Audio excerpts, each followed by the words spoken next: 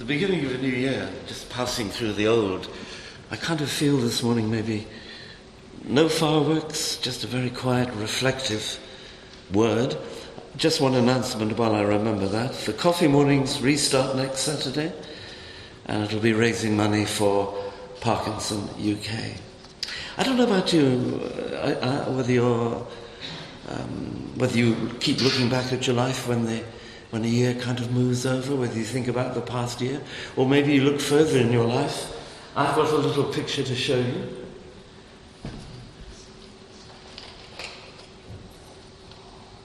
This is little me, probably, I don't know, maybe a year or 2 years old.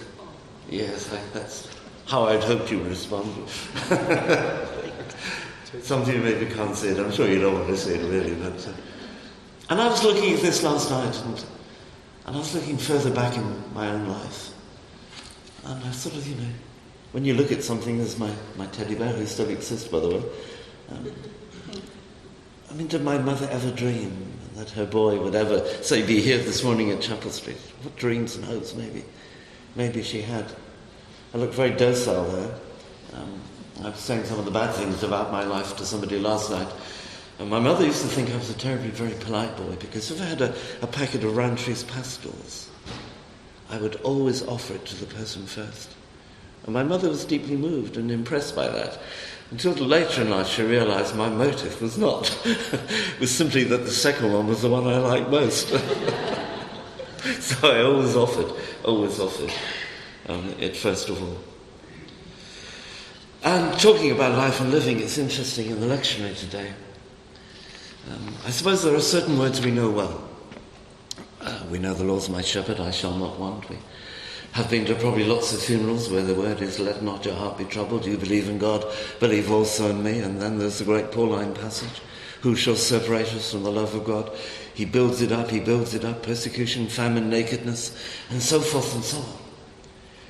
And we're probably familiar with, in the beginning was the Word was with God, the Word was God, all things were made by him. And so it proceeds onwards. And the great passages of Christmas. But today in the lectionary there is another passage, which I'm sure you know well. I'm going to read it from the authorized version. It's from Ecclesiastes, chapter 3. And it doesn't need much intelligence to think that why it's in the lectionary today, it's because it is the first Sunday of a year. And these are these familiar words. They've been immortalized in song by rock groups, pop singers, folk singers, possibly in the music world, the best known passage. So Ecclesiastes 3. To everything there is a season, and a time to every purpose under the heaven. A time to be born, and a time to die. A time to plant, and a time to pluck up that which is planted. A time to kill, a time to heal, a time to break down, and a time to build up. A time to weep, and a time to laugh. A time to mourn, and a time to dance. A time to cast away stones, and a time to gather stones together. A time to embrace and a time to refrain from embracing. A time to get, a time to lose, a time to keep and time to cast away. A time to rend and a time to sow, a time to keep silence and a time to speak. A time to love and a time to hate, a time of war, a time of peace. What profit hath he that worketh in that wherein he laboureth? I have seen the travail which God hath given to the sons of men to be exercised in it. He hath made everything beautiful in his time. Also he hath set the world in their heart, so that no man can find out the work that God maketh from the beginning to the end. I guess we all desire meaning to life. And often that search for life can take us along winding up and down paths. And doubtless you in your life have experienced many of the things there in that passage from Ecclesiastes. My mother was one of 12. The last of the 12 died this year at the age of 99. She spent her last hours in this life at the home in Ponsondaine, and obviously I went to visit her. And it's I'm sure you've done it, it's very often very moving, if tearful, and yet a powerful experience to be with someone who is leaving this life. She didn't have a great ability to speak words at that time, but she could say some words that came very slowly. And she asked me to read those words, which we just heard at her funeral. They're interesting words, but as Christians, of course, they're words from the Old Testament, they're words from the Old Word. And reading them as Christians, we read them as people who have moved on. We have to take on board as we read those words, the gospel shout that the kingdom of God is where Jesus Christ is. And hard as it may be that Jesus always lingers in the darkest places of the world, and yet the dark and demonic are not free forever to roam. We shout against all that Jesus Christ is the same yesterday, today and tomorrow. The one thing that has hit me during the last few days of 2016 was meeting with a young woman called Michael, who's an American, who has a recording studio and makes music records. You can hear her songs and albums on Spotify. She's not famous, but she's made albums and records. And she said one sentence to me. She said, "I've got something to tell you." I do not like that sentence. I do not like that sentence, because I know what's coming. She is 31 years old, and she told me that she has aggressive breast cancer. And this week she's going to begin her treatments and so forth and so on. She is a Christian, she is a believer in God, a believer in Jesus, but it shakes you. And yet, deep down, whatever, as believers, as Christians, we know that he comes with us into the darkness as much as the brightness of human life. At one level, when you come to this passage in Ecclesiastes, these verses talk about the natural world. The earth moving in a seasonal rhythm, light, dark, cold, hot, plant, harvest, faithfulness, barrenness. But I guess when my mother's sister, Wynne, wanted these words read at her service at the crematorium, she had other things on her mind. I guess she had on her mind other aspects, seasons that define not the earth rhythms, but she had on her mind life seasons, our lives, her life, of knowing and of encountering. And you have it all in that extraordinary passage in Ecclesiastes. You have love. I hope you've known love at some point, whether it be with someone or the person who's been for you, the one who's embraced and believed in you. I think all of us hopefully have in our lives at some point, somewhere, maybe at school, maybe later, there is some person, somebody who kind of believes in you. Thinks you can make maybe a good singer, a good preacher, a good football player.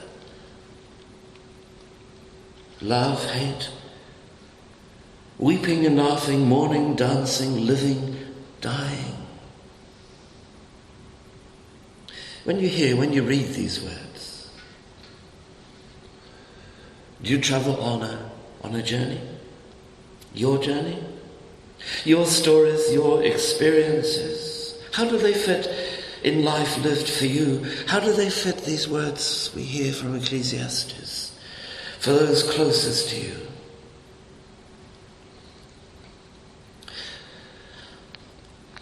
It's a strange thing about life, and I regret certain things about life. Perhaps you have certain regrets. My regrets will be that I never actually, at particular moments, did certain things that I ought to have done, and then later it is too late. But then that is life sometimes.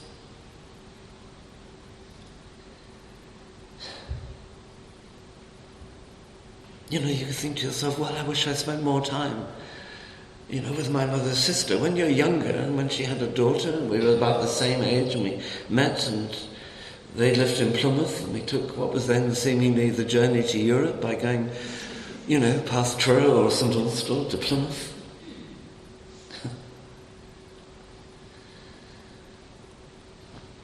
But you think, well, I didn't really spend a lot of time talking about life. Lots of time thinking about particular things that happened, like my mother's sister's daughter Maureen got married, so there was the wedding, and I remember coming down. I was then studying in London, coming down from London on great rejoicing. Children which came from the marriage, though the marriage itself had broke up because, maybe it's not the place to say why. A remarriage, children, grandchildren. I kind of wonder whether my aunt loved this life because within it she could see her life, and that life included her husband, Roy, who she adored, a Marizine boy. Or as the visitor said to me last night, we've been to Merizian today, Tony. That life included her husband, her daughter, her grandchildren, and grandchild. But this wonderful, moving passage in Ecclesiastes is from the old word. Like I said, it is not from the new word. We have to take these words, in the light of Jesus, the coming of Christ. We have to take these words in the context of those people who kept shouting within the scriptures. I love the first epistle of John particularly because it keeps saying, we have seen, we know, we have seen, we know, we have been there, we know what he does. We know this Jesus. We have beheld his glory. As it says in that wonderful verse that everybody loves, John 3:16, that God so loved the world that he gave us his only begotten Son, that whosoever believeth in him should not perish, but have everlasting life. We need to bring these words of Ecclesiastes and all their lives and our lives into the presence of the Jesus who proclaims good news, that there is a way from fear to faith, that we can walk in it.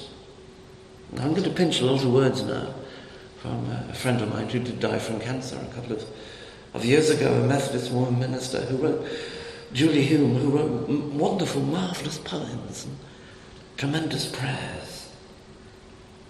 She said, Jesus comes to proclaim this good news, that there is a way from fear to faith, that we can walk in it. He teaches us how to walk it, shows that as we do so, we become life bearers and life givers, that we are empowered to live as children of God. As we follow him on this road, she says, we move from being witnesses to becoming intercessors. We demonstrate how the life and the love of God are made specific, partial and real in the issues of everyday life, in the places where people meet together, talking of the things that really matter to them. The gospel does not have to be expressed in religious language. It is the journey from fear to faith, hope and love, good news that is relevant everywhere and to everyone. Obviously my prayer, like I'm sure all your prayers this morning, is that each of us should find good things in 2017. And yet I am aware, as I've already explained, and maybe you are aware, That maybe for some, hopefully not for us, there is the wilderness, the desert, the seeming grim and unyielding. The particular writer of Ecclesiastes, and like even some others of the Old Testament, is conscious of time, conscious of the movement of life. I think most of us in our modern day are so pushed and jostled and moved on, we don't have enough time to stop. But in Jesus, blessing is always available. The promise is given. The word is flesh. To everyone the right is to become the sons and the daughters of God. Amidst a people who believe God's favour is accessible. Any given moment, this moment. For God meets us not in the past nor in the future, but God meets us here and now, in this place, at this moment in your life. Where God meets you with your need at this time, that God meets us to transform us, meets us to heal, to feed us, to continue our conversion.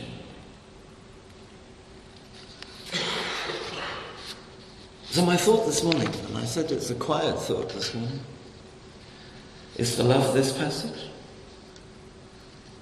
to sing it, to pray it. Like I said, there's the American band, the Byrds did it, Pete Seeger, umpteen folk singers have sung these words of an Ecclesiastes.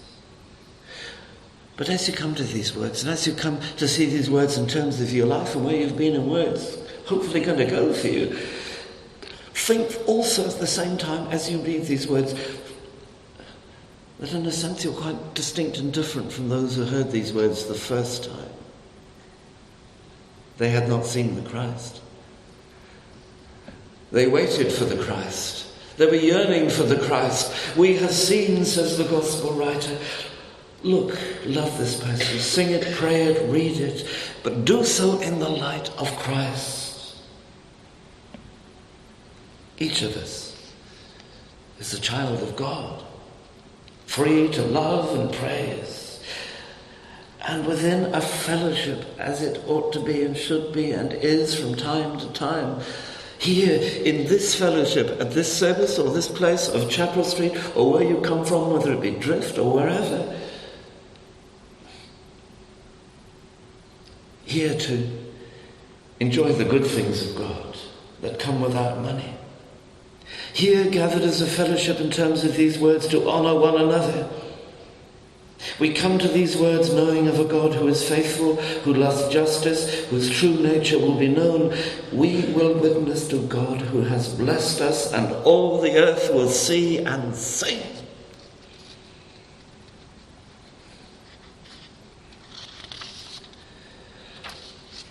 At 9:30 we don't, as far as I'm aware, could be wrong.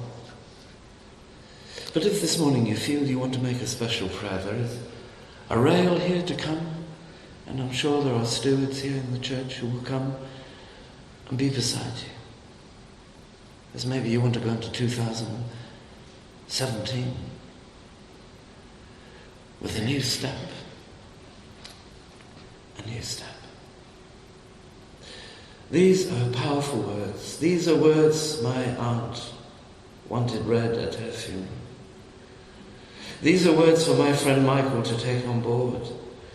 These are words for us as the family of Christ to hear as it takes us through our lives and through time, as doubtless we will read the newspapers of yesterday, today, tomorrow, the television programs that will keep taking us through the events and the happenings and the projections for a world in 2017 that people feel is going to be a rocky 2017.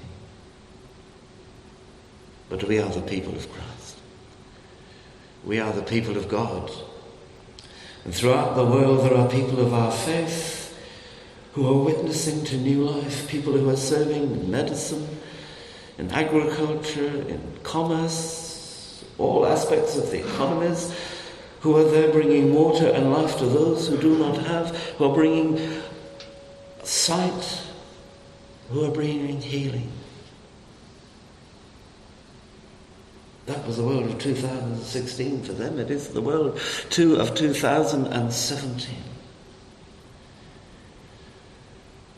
A year in which we can meet God, who, like I said, meets us to transform us, who meets us to heal us, to feed us. And so to repeat myself and to say in conclusion, love this passage. Sing it, pray it, read it. See it within your life. But do so within the light of Christ. Let me finish by just reading it again. To everything there is a season, and a time to every purpose under the heaven. A time to be born, a time to die, a time to plant, and a time to pluck up that which is planted. A time to kill, a time to heal, a time to break down, and a time to build up. A time to weep, and a time to laugh. A time to mourn, and a time to dance. A time to cast away stones, and a time to gather stones together. A time to embrace, and a time to refrain from embracing. A time to get, and a time to lose. A time to keep, and a time to cast away. A time to rend, and a time to sow. A time to keep silence, and a time to speak. A time to love, and a time to hate. A time of war, and a time of peace. And we often don't read those end words. He hath made everything beautiful in his time. And also he hath set the world in their hearts, so that no man, no woman can find out the work that God maketh from the beginning to the end. But if God has all things in his hands, here at this moment, in our lives, we can be blessed. Amen.